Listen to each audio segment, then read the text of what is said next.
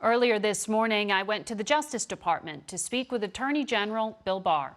In his role as the nation's top law enforcement officer, he used the full force of the federal government, including agents from the FBI, ATF, Border Patrol, Bureau of Prisons, and the Drug Enforcement Administration, to assist the National Guard and local police in an effort to end the violence and looting that happened earlier in the week in Washington. 1,600 active duty troops were also put on standby. A senior administration official told our CBS's David Martin that in a meeting at the White House on Monday morning, the president demanded that 10,000 active duty troops be ordered into American streets. Is that accurate? No, that's completely false. That's completely false. Sunday night... The president did not demand that? No, he did not demand that. What happened? I came over on Monday morning for a meeting. The night before had been the most violent day, as one of the police officials told us, the D.C. police. It was the most violent day in Washington in 30 years, something that the media has not done a very good job of covering. And there had been a riot right along Lafayette Park. I was called over and asked if I would coordinate federal civil agencies and that the Defense Department would provide whatever support I needed or we needed to protect federal property, at the White House, federal personnel. The decision was made to have at the ready and on hand in the vicinity some regular troops, but everyone agreed that the use of regular troops is a last resort, and that as long as matters can be controlled with other resources, they should be. I felt, and the Secretary of Defense felt, we had adequate resources and wouldn't need to use federal troops, but in case we did, we wanted them nearby. There was never, the President never asked or suggested that we needed to deploy regular troops at that point. It's been done from time to time in our history. We try to avoid it, and I'm happy that we were able to avoid it on this occasion. So there were active duty troops put on standby. They were not deployed. The 82nd Airborne was put on standby, but not sent into the streets. Some 82nd Airborne military police were brought into the area, but they were not brought into D.C. Right. So what part, I just want to make sure that we're precise here, what part of that conversation, as it's been relayed to CBS and to other news organizations, is false? Did the president not demand active duty troops? Well, your question to me just a moment ago was, did he demand them on the streets? Did he demand them in D.C.? No, we had them on standby in case they were needed. Right, which they were put on standby. They were not deployed. Right. So in our reporting, we were also told that you, the Defense Secretary Mark Esper, and General Milley all opposed the idea of actually deploying these active duty troops onto the streets. Is that accurate? I think our position was common, which was that they should only be deployed if as a last resort, and that we didn't think we would need them. I think everyone was on the same page. Do you think that the president has the authority to unilaterally send in active duty troops if the governors oppose it? Oh, absolutely. Under the Anti-Insurrection Act, the president can use regular troops to suppress rioting. The Confederacy in our country opposed the use of federal troops to restore order and suppress an insurrection. So the federal government sometimes doesn't listen to governors in circumstances. The last time that this has happened was the LA riots in 1992 when the governor of California asked for active duty troops. That's You're right. saying, your understanding and the law as you interpret it and would support is that the president has the ability to put active duty troops on American streets even if governors object? It's happened numerous times, and the answer to that is yes. You would support that? Well, it depends on the circumstances. I was involved in the L.A. riots and the Rodney King matter. We tried to use non-military forces. I sent 2,000 federal law enforcement officers out there in one day, but it was overwhelming, and the National Guard couldn't handle it. And Governor Pete Wilson asked for federal troops. And he asked for it, though? Yes.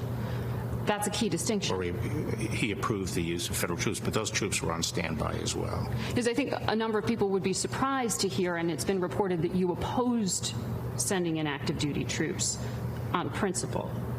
You're saying you would support it. As a last resort. So in this Monday meeting with the president, when the defense secretary, who has now publicly said that he opposed using the Insurrection Act, you said what to the president? I don't think the Secretary of Defense said he opposed it. I think he said that it was a last resort and he didn't think it was necessary. I think we all agree that it's a last resort, but it's ultimately the president's decision. The reporting is completely false on this. Do you believe there is systemic racism in law enforcement? I think there's racism in the United States still, but I don't think that the law enforcement system is systemically racist. I understand the distrust, however, of the African American community given the history in this country. I think we have to recognize that for most of our history, our institutions were explicitly racist. Since the 1960s, I think we've been in a phase of reforming our institutions and making sure that they're in sync with our laws and aren't fighting a rearguard action to impose inequities. And you think that's working? I think the reform is a difficult task, but I think it is working and progress has been made. I think one of the best examples is the military. The military used to be explicitly racist institution, and now I think it's in the vanguard of bringing the races together and providing equal opportunity. I think law enforcement has been going through the same process. Do you think there should be some tweaking of the rules, reduced immunity to go after some of the bad cops? I don't think you need to reduce immunity to go after the bad cops, because that would result certainly in police pulling back. It's, policing is the toughest job in the country, and I frankly think that we have generally the vast overwhelming majority of police are good people. They're civic-minded people who believe in serving the public. They do so bravely. They do so righteously. But the bad cops? I think that there are instances of bad cops, and I think we have to be careful about automatically assuming that the actions of an individual necessarily mean that their organization is rotten. All organizations have people who engage in misconduct, and you sometimes have to be careful as to when you ascribe that to the whole organization and when it really is some errant member who isn't following the rules. But doesn't the opening the pattern of practice investigation to a place like Minneapolis, where there are questions about the broader issues with policing, it wasn't just the one officer, wouldn't that answer that question? Well, that's exactly the reaction that I think has been a problem in the past, which is it just, again, just reacting to this incident by immediately putting the department under investigation doesn't necessarily result in improving the situation. But I would say that in the first instance, the governor has announced an investigation of the police department. The Governor Walz, a Democratic governor, is investigating the police department. The Attorney General of Minnesota is looking into the police department. We stand ready to act if we think it's necessary, but I don't think necessarily starting a pattern of practice investigation at this stage is warranted. Another thing is we have to look at some of the evidence. I mean, people, the fact is that the criminal justice system at both the state and the federal level moved instantaneously on this, and we moved quickly with our investigation. But we still have to look into what kind of use of force policies are used in that department, what the training has been, and things like that. That's not something we can do overnight. Coming up after our break, the Attorney General tells us about the forcible clearing of Lafayette Park ahead of the president's visit there on Monday. Also, I want to make sure to note that CBS News stands by our David Martin's reporting, and we want to clarify here that the Secretary of Defense, Esper, does oppose the Insurrection Act. You can hear for yourself. I do not support invoking the Insurrection Act.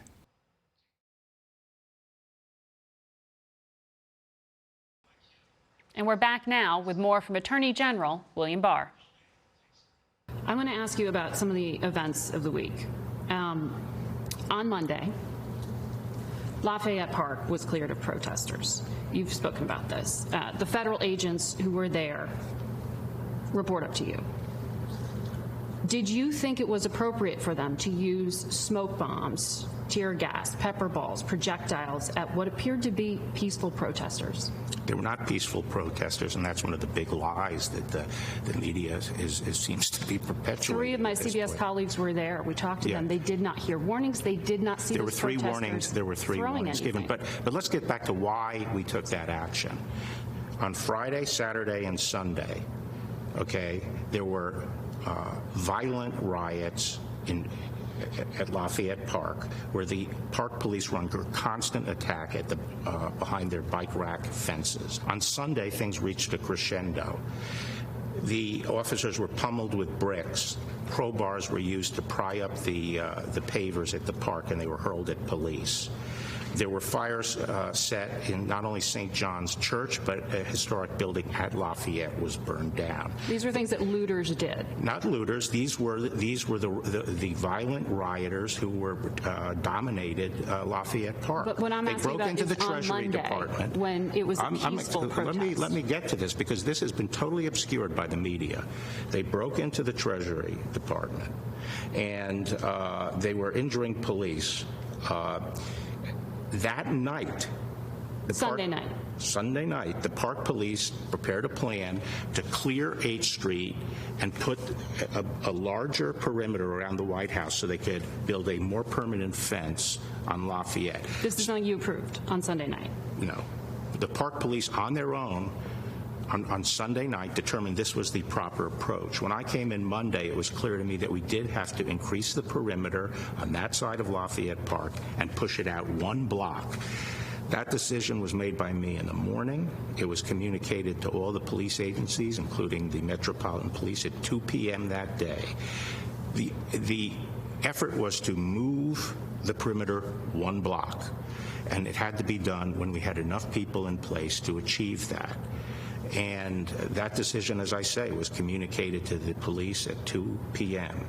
The operation was run by the park police. Mm-hmm. The park police was facing what they considered to be a very rowdy and non-compliant crowd, and there were projectiles being hurled at the police. And at that point, it was not to respond. On Monday, you're saying there were projectiles? On Monday, yes, because, they were. As I'm saying, 3 of my colleagues were there. Yeah. They did not see projectiles being thrown. I was there. When I was happened. there. They were thrown. I saw them thrown. And you believe that what the park police did, using tear gas and projectiles, was appropriate? Here's what the media is missing. This was not an operation to respond to that particular crowd. It was an operation to move the perimeter 1 block. And the methods they used, you think, were appropriate? Is that what you're saying? When they met resistance, yes. They announced 3 times. They didn't move. By the way, there was no tear gas used. The tear gas was used Sunday when they had to clear 8th Street to allow the fire department to come in to save St. John's Church. That's when tear gas was used. There were chemical irritants, the park. No, there were not chemical irritants. Pepper spray is not a chemical irritant. It's not chemical. Pepper spray, you're saying, is what was used. Pepper balls. Right. And you believe that was appropriate. What I want to show you is what a lot of people at home who were watching this on television saw and their perception of events. I want you to see what the public at home saw. President of law and order, and an ally of all peaceful protesters. But in recent days, our nation has been gripped by professional anarchists, violent mobs, arsonists, looters, criminals, rioters, Antifa, and others.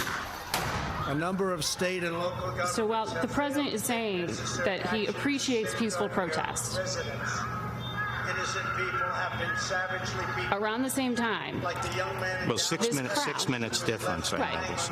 Around the same time, the area is being cleared of what appear to be peaceful protesters using some force. And after the speech is finished, the president then walks out of the White House to the same area where the protesters had been and stands for a photo op in front of the church where the protesters had been. These events look very connected to people at home. In an environment where the broader debate is about heavy-handed use of force and law enforcement, was that the right message for Americans to be receiving? Well, the message is sometimes communicated by the media. I didn't see any video being played on the media of what was happening Friday, Saturday, and Sunday. But this all I confluence of events. heard was comments about how peaceful the protesters were. I didn't hear about the fact that there were 150 law enforcement officers injured and many taken to the hospital with concussions. So it wasn't a peaceful protest. We had to get control over Lafayette Park, and we had to do it as soon as we were able to do that. But you understand how these events appear connected. Well, it's the job of the media to tell the truth. They were not Well, this is what I'm asking you. Did you know when you gave the green light for these actions to be taken that the president was going to be going to that very same area for a photo op? I gave the green light at 2 o'clock. Obviously, I didn't know that the president was going to be speaking later that day. You had no idea? No, I did not. Do you The go-ahead was given at 2 o'clock, and to do it as soon as we were able to do it, to move the perimeter from 8th Street to I Street. We're both Catholic. I know you're observant, you're a devout Catholic. Archbishop Gregory of Washington condemned what happened by gassing peaceful protesters. There was no gassing. Is what we saw there doing what you meant when you were on that call with governors and you said to dominate the streets? Is that what law enforcement is supposed to be taking away from this? No, on the contrary. My point to the governors and what I was saying was that it's important when you're dealing with civil disturbances to have adequate forces at hand and out and about so you can control events and not be controlled by events, and that it's more dangerous for everybody if you have these wild melees with thinly manned police lines running after protesters with batons, and that it's important to have adequate forces on the street. And so we were encouraging them, where they were stretched thin, to call out National Guard if necessary to restore order. That's what I was talking about. I would say that this particular police have to move protesters, sometimes peaceful demonstrators, for a short distance in order to accomplish public safety, and that's what was done here. So there was nothing that you think should have been done differently in hindsight? Well, I haven't studied the events retrospectively in detail, but I think in general you had the qualified law enforcement officials with shields, warning, and moving a line slowly. They had mounted officers moving slowly, directing people to move, and most people complied. All right. Mr. Attorney General, we have more questions for you, but I'm told we're out of time. Thank you.